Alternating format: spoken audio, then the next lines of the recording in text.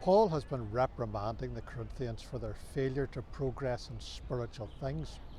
Perhaps that's a challenge to us as well, particularly if we have been saved for a considerably longer period than the Corinthians were.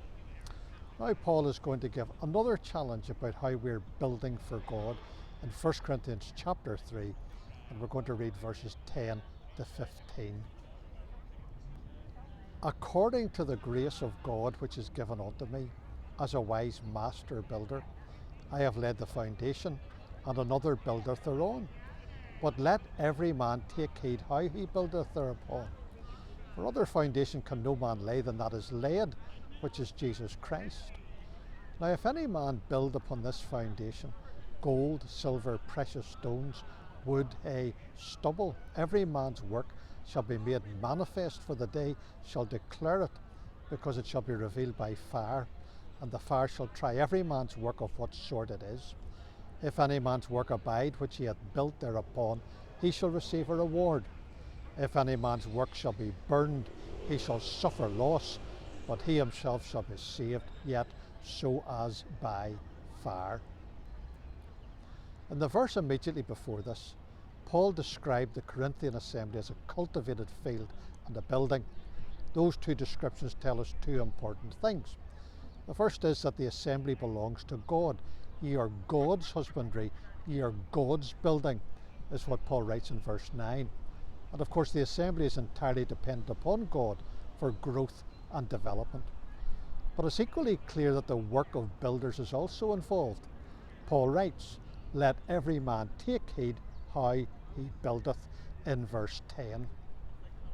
And so we need to be careful how we build into God's assembly. So Paul writes about where we should build. For other foundation can no man lay than that is laid, which is Jesus Christ, he writes in verse 11.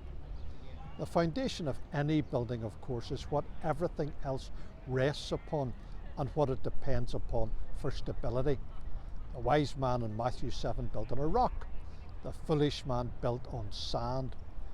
Now we know that our rock is Christ, and the Lord Jesus himself said that upon this rock I will build my church in Matthew 16 verse 18.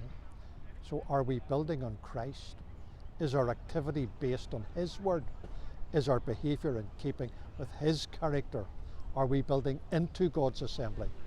Or are we just engaged in our own little projects for our own honour?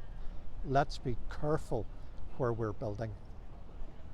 But Paul really wants us to think about what we're building. He refers to every man's work of what sort it is, verse 13. What kind of material are we building? The materials listed are gold, silver, precious stones, wood, hay, and stubble, verse 12. They appear to fall into two categories, those of high value, those of low value, those that are compact, those that are bulky, those that are scarce, those that are plentiful, those that are durable, and those that are perishable. So why is this important? Paul reminds us that every man's work shall be made manifest, verse 13. In a coming day, the quality of our building will be tested by application of fire. The Lord's critical assessment will be applied to what we have built at the judgment seat. We shall all stand before the judgment seat of Christ, Paul wrote in Romans 14 verse 10. The question that we all need to ask ourselves is, will what I have built survive the fiery test of the Lord's assessment? Much of what we have done in Christian service may well please us, may even please our fellow Christians, but are we satisfied that it has been pleasing to the Lord Jesus himself? Now there are things that the fire will burn up, but there are also things that the fire cannot burn up.